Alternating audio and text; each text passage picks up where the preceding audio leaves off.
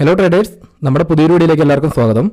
ഞാനിവിടെ നിങ്ങൾക്കൊരു സ്ട്രാറ്റജി പഠിപ്പിച്ചു തന്നുകൊണ്ട് മാത്രം കാര്യമില്ലല്ലോ, അല്ലെങ്കിൽ ആ ഒരു സ്ട്രാറ്റജിനെ പറ്റി ഒരു വീഡിയോ ഇട്ടുകൊണ്ട് മാത്രം ഒരു കാര്യം ഉണ്ടാവില്ല. കാരണം നിങ്ങൾക്ക് ആ ഒരു സ്ട്രാറ്റജിയിൽ ട്രേഡ് ചെയ്യണമെങ്കിൽ, അല്ലെങ്കിൽ ആ ഒരു സ്ട്രാറ്റജി എത്രത്തോളം വർക്ക് ആവുന്നുണ്ടെന്ന് അറിഞ്ഞാൽ ആ ഒരു സ്ട്രാറ്റജിയിൽ ട്രേഡ് എടുക്കാനും അല്ലെങ്കിൽ ആ ഒരു സ്ട്രാറ്റജിയിൽ ട്രേഡ് എടുക്കാനുള്ള ഒരു കോൺഫിഡൻസ് കിട്ടും. അപ്പോൾ ഇതേ കാര്യങ്ങൾ കണക്ട് ചെയ്തുകൊണ്ട് ഞാൻ ഇന്ന് ആ ഒരു സ്ട്രാറ്റജി നിങ്ങൾക്ക് പഠിപ്പിച്ചിരുന്ന സ്കാൽപ്പിംഗ് സ്ട്രാറ്റജി വെച്ച് നല്ലൊരു ട്രേഡ് എടുത്തിട്ടുണ്ട്. അത് നോക്കുകയാണെങ്കിൽ അത്യാവശ്യം നല്ല രീതിയിൽ തന്നെ ഒരു മൊമെൻറ്റം ക്യാച്ച് ചെയ്യാൻ പറ്റിയിട്ടുണ്ട്. സോ ആ ഒരു ട്രേഡ് എന്തുകൊണ്ട് എടുത്തു, അല്ലെങ്കിൽ ഇതുപോലെ നല്ല ട്രേഡുകൾ എങ്ങനെ പ്ലാൻ ചെയ്യണം എന്നുള്ള കാര്യങ്ങൾ ഇന്നത്തെ ക്ലാസ്സിൽ ഞാൻ കറക്റ്റായിട്ട് തന്നെ പറഞ്ഞുതരാം. സോ മാക്സിമം വീഡിയോ ആരും സ്കിപ്പ് ചെയ്യാതെ കാണാൻ ശ്രമിക്കുക. അതുപോലെ തന്നെ നമ്മുടെ ചാനൽ ഇതുവരെ സബ്സ്ക്രൈബ് ചെയ്യാത്തവർ ചാനൽ എന്തായാലും സബ്സ്ക്രൈബ് ചെയ്ത് വെക്കുക. കാരണം ഇതുപോലെ ട്രേഡിംഗ് പഠിക്കാനുള്ള ഒരുപാട് കണ്ടന്റ് ഇനിയും നമ്മുടെ ചാനലിലേക്ക് വരാനുണ്ട്. അപ്പോൾ ആ കാര്യങ്ങളൊന്നും മിസ്സായി പോകാതിരിക്കാനാണ് ചാനൽ സബ്സ്ക്രൈബ് ചെയ്യാൻ പറയുന്നത്. സോ ഞാൻ നേരെ ഒരു സെറ്റപ്പ് മാറ്റി ബാക്കി ഡീറ്റെയിൽസ് ചാർട്ടിലേക്ക് എടുത്ത് കാണിച്ചു തരാം. ഇപ്പോൾ ഈ ഒരു ചാർട്ടിലേക്ക് നോക്കിക്കഴിഞ്ഞാൽ ഞാനിന്ന് ഏത് ട്രേഡാണ് എടുത്തതെന്നും എത്രത്തോളം ഒരു പ്രോഫിറ്റിലാണ് ഈ ഒരു ട്രേഡ് എക്സിറ്റ് ചെയ്യുന്നത് നിങ്ങൾക്ക് കറക്റ്റായിട്ട് മനസ്സിലാക്കാൻ പറ്റുന്നില്ലേ. ഞാനിത് എൻ്റേതായ ഒരു സ്ട്രാറ്റജി അല്ലാത്തതുകൊണ്ട് തന്നെ നിങ്ങൾക്ക് കാര്യങ്ങൾ മനസ്സിലാക്കണം എന്ന രീതിയിൽ ഒരു സിംഗിൾ ലോട്ടിലാണ് ഈ ഒരു ട്രേഡിൽ എൻ്റർ ചെയ്തിട്ടുണ്ടായിരുന്നത്. അത്യാവശ്യം നോക്കുവാണെങ്കിൽ വലിയൊരു റിസ്ക് റിവാർഡ് റേഷ്യോ ഇവിടെ ക്യാച്ച് ചെയ്യാനായിട്ടും പറ്റിയിട്ടുണ്ട്. ഇതാണ് നിഫ്റ്റിയിലാണ് ഈ ഒരു ട്രേഡാണ് എടുത്തിട്ടുണ്ടായിരുന്നത്. ഇനി എന്തുകൊണ്ട് ഈ ഒരു ട്രേഡ് എടുത്തു, അതിൻ്റെ ഒരു ലോജിക്കും കാര്യങ്ങളും ഞാൻ കറക്റ്റായിട്ട് തന്നെ പറഞ്ഞു തരാം. ഈ ഒരു ചാർട്ട് മാറ്റി ഞാൻ നേരെ ട്രേഡിംഗ് വ്യൂവിൻ്റെ ചാർട്ടിലേക്ക് എടുത്ത് കാണിച്ചു തരാം. ഈ ഒരു ചാർട്ടിലേക്ക് നോക്കിക്കഴിഞ്ഞാൽ ഞാൻ എടുത്ത ട്രേഡ് ഇവിടെ കറക്റ്റായിട്ട് നിങ്ങൾക്ക് കാണാനായിട്ട് പറ്റുന്നില്ലേ. ഈ ഒരു ട്രേഡിൽ എനിക്ക് 1:4 മുകളിലുള്ള ഒരു RR ഇവിടെ ക്യാച്ച് ചെയ്യാനായിട്ട് പറ്റിയിട്ടുണ്ട്. അതിനുശേഷം നോക്കിയാലും മാർക്കറ്റ് നല്ല രീതിയിൽ തന്നെ ഡൗൺ സൈഡിലേക്ക് നമ്മുടെ ടാർഗറ്റ് ഏരിയ നോക്കി മൂവ് ചെയ്ത് കാണാൻ പറ്റുന്നില്ലേ. പക്ഷേ ഇങ്ങനത്തെ ഒരു ട്രേഡുകൾ പ്ലാൻ ചെയ്യുമ്പോൾ നമുക്ക് കറക്റ്റായിട്ട് മാർക്കറ്റിലെ ഒരു ട്രെൻഡ് നമുക്ക് കറക്റ്റായിട്ട് മനസ്സിലാവണം. ഈ ഒരു ട്രേഡ് എടുത്തതിൻ്റെ ജസ്റ്റ് ഒരു ലോജിക്ക് ഞാൻ കറക്റ്റായിട്ട് പറഞ്ഞുതരാം. ഇപ്പം നമുക്ക് മാർക്കറ്റിൽ ഈ ഒരു പോയിന്റിൽ നോക്കി നമുക്ക് ഒരുപാട് ഒരു സപ്പോർട്ട് അല്ലെങ്കിൽ റെസിസ്റ്റൻസ് ആയിട്ടുള്ളൊരു ഏരിയാസ് ഇവിടെ കാണാൻ പറ്റുന്നുണ്ട്. മെയിനായിട്ടുണ്ടായിരുന്ന ഒരു ലെവൽ എന്ന് പറയുന്നത് ഈ ഒരു പോയിന്റ് നമുക്കൊരു റെസിസ്റ്റൻസ് ആയിട്ട് ആക്ട് ചെയ്യാനുള്ള സാധ്യതയുണ്ട് അല്ലേ. അതേപോലെ തന്നെ ഇപ്പോൾ ഡൗൺ സൈഡ് ആണെങ്കിലും ഈ ഒരു പോയിന്റ് നമുക്കൊരു പ്രീവിയസ്ലി ഒരു സപ്പോർട്ടും റെസിസ്റ്റൻസും ആയിട്ട് ആക്ട് ചെയ്ത ലെവലാണ്. നമുക്ക് ഇവിടെ നിന്നെല്ലാം ഒരു റിജക്ഷൻ കാണാൻ പറ്റുമെന്നുള്ളൊരു ഐഡിയ ഉണ്ട് മാർക്കറ്റിൽ. സെയിം കാര്യങ്ങൾ നോക്കുമ്പോൾ ഇന്ന് ഈ മാർക്ക് ചെയ്ത് വെച്ചാൽ ഫസ്റ്റത്തെ ലെവൽ അതിവിടെ ഒരു സപ്പോർട്ടായിട്ടോ അല്ലെങ്കിൽ റെസിസ്റ്റൻസ് ആയിട്ടോ റെസ്പെക്റ്റ് ചെയ്യുന്നില്ല നമുക്ക് മനസ്സിലാവുന്നുണ്ട്. ഈ ഒരു പോയിന്റ് മനസ്സിലാവുന്നുണ്ടോ? ഇവിടെ നിന്ന് ഒരു റിജക്ഷൻ കാണുന്നില്ല, ഡൗൺ സൈഡ് വന്നപ്പോഴും ഈ ഒരു പോയിന്റിനെ റെസ്പെക്റ്റ് ചെയ്യുന്നില്ല. അപ്പോൾ നമുക്ക് ഈ ഒരു പോയിന്റ് ഈ ഒരു സോണിനെ അവിടെ നിന്ന് ഒഴിവാക്കാം. കാരണം റെസ്പെക്റ്റ് ചെയ്യാത്തൊരു സോൺ നമുക്ക് അവിടെ ആവശ്യമില്ലല്ലോ. അതേപോലെ തന്നെ ഇപ്പം മാർക്കറ്റിൽ നമുക്ക് കിട്ടിയേക്കുന്ന മെയിനായിട്ടുള്ളൊരു സോൺ എന്ന് പറയുന്നത് ഈ ഒരു പോയിന്റും പിന്നെ ഡൗൺ സൈഡിൽ ഇന്നത്തെ ഡേ ലോയുമാണ്. അപ്പോൾ ഈ ഒരു 3 പോയിന്റിനെ റെസ്പെക്റ്റ് ചെയ്യാനുള്ള സാധ്യത നമുക്ക് മനസ്സിലാവുന്നുണ്ട്. എൻ്റെ ട്രേഡ് വന്ന ലെവലിൽ നിങ്ങൾക്ക് കറക്റ്റായിട്ട് നോക്കുവാണെങ്കിലും ഈ ഒരു കാര്യം മനസ്സിലാവുന്നില്ലേ. കാരണം മാർക്കറ്റ് ഇവിടെ നിന്ന് നല്ല രീതിക്ക് തന്നെ ഒരു അപ്സൈഡാണ് മൂവ് ചെയ്ത് നല്ലൊരു മൊമെൻറ്റമാണ് അപ്സൈഡിലേക്ക് വന്നത്. മാർക്കറ്റ് ഒരിക്കലും ഇതുപോലെ തന്നെ അപ്സൈഡിലേക്ക് തന്നെ ഡയറക്റ്റായിട്ട് മൂവ് ചെയ്യില്ലല്ലോ. ഒരു ചെറിയൊരു കറക്ഷൻ ഒരു പ്രോഫിറ്റ് ബുക്കിംഗ് അവിടെ കാണാനായിട്ട് പറ്റും. അപ്പോൾ അതേ കാര്യങ്ങൾ നോക്കുവാണെങ്കിൽ ഈ ഒരു റെസിസ്റ്റൻസ് പോയിന്റ് വന്നിട്ടാണ് മാർക്കറ്റ് ഇവിടെ നിന്ന് ഡൗൺ സൈഡിലേക്ക് ഒരു സെല്ലിങ് സ്റ്റാർട്ട് ചെയ്തിട്ടുണ്ടായിരുന്നത്.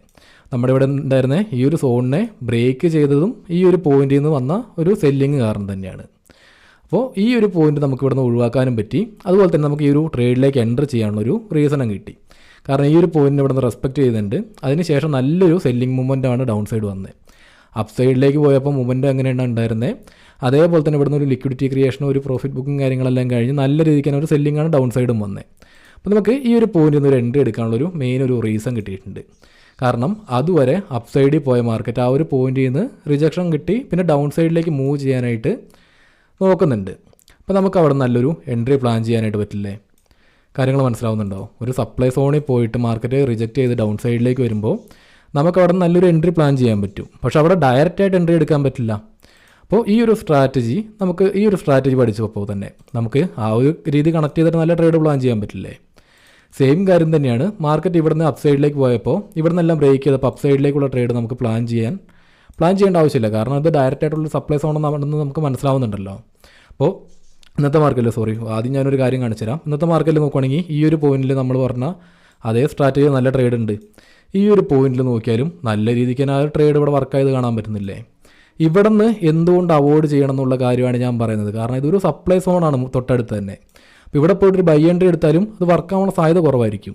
സെയിം കാര്യങ്ങൾ അപ്പ് സൈഡിലേക്ക് പോയാൽ അതേ മൂവ്മെൻറ്റ് അപ്പ് സൈഡിലേക്ക് പോയപ്പോൾ ഉള്ള ബൈങ്ങിൻ്റെ മൂവ്മെൻറ്റ് ക്യാൻഡിൽ നോക്കി നല്ല സ്ട്രോങ് ആയിട്ടുള്ളതും അവിടെ വരുന്ന സെല്ലിംഗ് ക്യാൻഡിൽ വീക്കുമാണ്. ഇതുപോലത്തെ ലോജിക്കിലുള്ള കാര്യങ്ങൾ നമുക്ക് കണക്ട് ചെയ്ത് കിട്ടിയാൽ മതി. അതേപോലെ തന്നെ ഇവിടെ നിർത്തിയപ്പോൾ ഏകദേശം സെല്ലിങ്ങും ബൈങ്ങും ഈക്വലായിട്ട് കാണുന്നുണ്ട്. സപ്ലൈ സോണിലേക്ക് എത്തി ടാപ്പ് ചെയ്തതിന് ശേഷം ഇവിടെ വരുന്ന സെല്ലിംഗ് ക്യാൻഡിലിൻ്റെ മൊമെൻറ്റം നിങ്ങൾക്ക് നോക്കിയാൽ പോരെ, കാരണം സെല്ലേഴ്സ് അവിടെ നിന്ന് ആക്റ്റീവ് ആവുന്നുണ്ടെന്ന്. അതുപോലെ തന്നെ ഈ ഒരു പോയിന്റിൽ ഇവിടുന്ന് സെല്ലിങ്ങിൻ്റെ സ്ട്രെങ്ത് തന്നെയല്ലേ വീണ്ടും ഡൗൺ സൈഡിലേക്ക് കാണുന്നത്. അപ്പോൾ നമുക്ക് ഈ ഒരു പോയിന്റിലേക്ക് വരുമ്പോൾ നല്ലൊരു എൻട്രി പ്ലാൻ ചെയ്യത്തില്ലേ? കാരണം ഇവിടുന്ന് വരുന്ന ബൈയിങ്ങിൻ്റെ മൊമെൻറ്റവും അതുപോലെ തന്നെ ഇവിടെ കണ്ട സെല്ലിങ്ങിൻ്റെ ക്യാൻഡിലിൻ്റെ മൊമെൻറ്റം തന്നെ നോക്കിയാൽ പോരെ. ഞാൻ ഈ ഒരു ട്രേഡിൽ എൻ്റർ ചെയ്ത് ഫസ്റ്റ് ക്യാൻഡിലിൽ തന്നെ അത്യാവശ്യം നല്ലൊരു പോയിന്റ്, നല്ലൊരു മൂവ്മെൻറ്റ് അവിടെ നിന്ന് കിട്ടി, നല്ലൊരു പ്രോഫിറ്റ് തന്നെ അവിടെ നിന്ന് കിട്ടി. കാരണം ഫസ്റ്റ് തന്നെ കിട്ടിയ നല്ലൊരു സെല്ലിംഗ് മൂവ്മെൻറ്റ് ക്യാൻഡിൽ തന്നെയായിരുന്നു. സെക്കൻഡ് ക്യാൻഡിലൊക്കെ എടുത്ത് നോക്കിയാലും നിങ്ങൾക്ക് കാര്യങ്ങൾ കണക്റ്റ് ആവുന്നില്ലേ? സെക്കൻഡ് ക്യാൻഡിലെല്ലാം എടുത്ത് നോക്കിയാലും അത്യാവശ്യം മൂവ്മെൻറ്റും കിട്ടിയിട്ടുണ്ട്. ഞാൻ എന്തുകൊണ്ട് ഈ ഒരു ട്രേഡ് ഇവിടെ നിന്ന് എക്സിറ്റ് ചെയ്യുന്നുള്ള കാര്യം കൂടെ ഞാൻ കറക്റ്റായിട്ട് പറഞ്ഞുതരാം. മാർക്കറ്റ് അപ്പ് സൈഡിലേക്ക് കയറിപ്പോയപ്പോൾ ഇവിടെ നിന്നൊരു റിജക്ഷൻ കിട്ടിയിട്ടുണ്ട്. അതേപോലെ തന്നെ ഈ സോൺ ബ്രേക്ക് ചെയ്യുന്നതിന് മുന്നേയും ഇവിടെ നിന്നൊരു റിജക്ഷൻ കിട്ടിയിട്ടുണ്ട്. അപ്പോൾ ഇതേപോലെ തന്നെ ഈ ഒരു പോയിന്റിലേക്ക് എത്തി ഇവിടുന്ന് പെട്ടെന്നുള്ളൊരു മൊമെൻറ്റം ക്യാച്ച് ചെയ്തിട്ട് ഇറങ്ങാനായിരുന്നു എൻ്റെ ഒരു പ്ലാൻ. അതേപോലെ തന്നെ ഈ ഒരു ക്യാൻഡിലിൻ്റെ ക്ലോസിൽ വെച്ചിട്ട് തന്നെ ഞാൻ അവിടെ നിന്ന് എക്സിറ്റ് ചെയ്യുകയും ചെയ്തു. അതിനുശേഷം മാർക്കറ്റ് നമ്മുടെ ഡയറക്ഷനിലേക്ക് മൂവ് ചെയ്തിട്ടുണ്ടെങ്കിൽ നമ്മൾ വറീഡ് ആവേണ്ട കാര്യമില്ലല്ലോ. നമുക്ക് വേണ്ട പ്രോഫിറ്റ് അവിടെ മാർക്കറ്റ് തന്നിട്ടുണ്ട്. പിന്നെ ആ ഒരു പ്രോഫിറ്റ് എടുത്തിട്ട് അവിടെ നിന്ന് ഇറങ്ങുക എന്നുള്ള കാര്യമാണ് നമ്മൾ നോക്കേണ്ടത്. അതുപോലെ തന്നെ ഇത് ഈ ഒരു ട്രേഡിൻ്റെ ഡീറ്റെയിൽസ് പോലെ തന്നെ മറ്റ് ട്രേഡ്സിൻ്റെ ഡീറ്റെയിൽസ് നോക്കുകയാണെങ്കിലും ഹയർ ടൈം ഫ്രെയിമിലെ ഒരു ലെവൽസ് നമുക്ക് കറക്റ്റായിട്ട് കിട്ടിയിട്ടുണ്ടെങ്കിൽ ഈ ഒരു പോയിന്റിൽ നമുക്ക് എൻട്രി എടുക്കാൻ കുറച്ചും കൂടെ കോൺഫിഡൻസ് കിട്ടില്ലേ. ഇപ്പോൾ നമുക്ക് ഈ ഒരു ട്രേഡിലേക്ക് നോക്കുകയാണെങ്കിൽ ഈ ഒരു പോയിന്റിൽ റിജക്ഷൻ കിട്ടിയിട്ടുണ്ട്. അതേപോലെ തന്നെ ഹയർ ടൈം ഫ്രെയിമിലെ സോണും കൂടെയാണിത്. ഇവിടുന്ന് നമുക്ക് കോൺഫിഡൻ്റ് ആയിട്ട് അല്ലെങ്കിൽ രണ്ട് കാര്യങ്ങളിൽ ഇച്ചിരി കൂടെ കൺഫർമേഷൻ കൂട്ടി ഒരു ട്രേഡ് പ്ലാൻ ചെയ്തതല്ലേ. അതേപോലെ തന്നെ നെക്സ്റ്റ് ട്രേഡ് നോക്കുകയാണെങ്കിലും മാർക്കറ്റ് ഈ സോണിനെ റെസ്പെക്ട് ചെയ്ത് വീണ്ടും അപ്പ് സൈഡിലേക്ക് തന്നെയാണ് മൂവ് ചെയ്യുന്നത്. ഇവിടുന്ന് ഒരു ട്രെൻഡ് കണ്ടിന്യൂവേഷൻ നമുക്ക് കറക്റ്റായിട്ട് കാണാൻ പറ്റുന്നുണ്ടല്ലോ. ട്രെൻഡ് കണ്ടിന്യൂവേഷനും കാര്യങ്ങളൊക്കെ എങ്ങനെയാണ് ട്രേഡ് ചെയ്യാന്നുള്ള കാര്യം പിന്നെയും പറഞ്ഞുതരാം. അപ്പോൾ ഇതേപോലെ തന്നെ ഈ ഒരു പോയിന്റിൽ നിന്നുള്ള ട്രേഡ് ആണെങ്കിലും വർക്ക് ചെയ്യാനുള്ള സാധ്യത കൂടുതലായിരിക്കും. ഇവിടുത്തെ ബൈയിങ്ങിൻ്റെ ക്യാൻഡിലെ മൂവ്മെൻറ്റ് നോക്കിയാലും മതി, ബൈയിങ് ഇച്ചിരി കൂടെ സ്ട്രെങ്ത്ത് കൂടുതൽ നമുക്ക് കാണാനായിട്ട് വരുന്നില്ലേ. അപ്പോൾ ഈ ഒരു ലോജിക്കെല്ലാം കണക്ട് ചെയ്തിട്ടായിരുന്നു എൻ്റെ ഒരു ട്രേഡ് ഉണ്ടായിരുന്നത്. പിന്നെ ഇതെൻ്റെ സ്ട്രാറ്റജി അല്ലാത്തതുകൊണ്ട് ഞാൻ മിനിമം ക്വാണ്ടിറ്റിയിൽ സിംഗിൾ ലോട്ടിലായിരുന്നു ട്രേഡ് ചെയ്തിട്ടുണ്ടായിരുന്നു.